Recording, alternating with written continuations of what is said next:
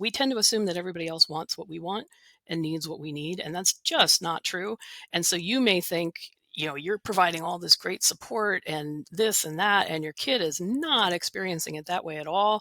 And there's just, you're trying really hard and putting in the effort, but the connection isn't happening because that's not what they actually need.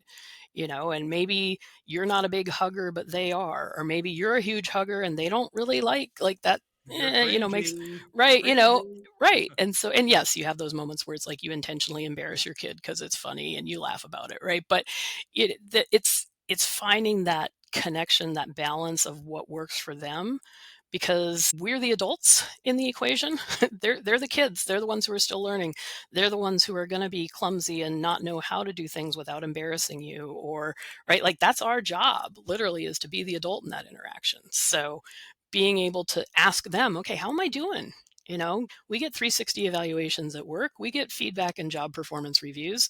Have your kid, it can be humbling, trust me, but have your kid give you a 360, and that can be really helpful to figuring out, okay, what are the things that I never knew that mattered in the slightest, but it's making a big deal to them. And then you can do more of that.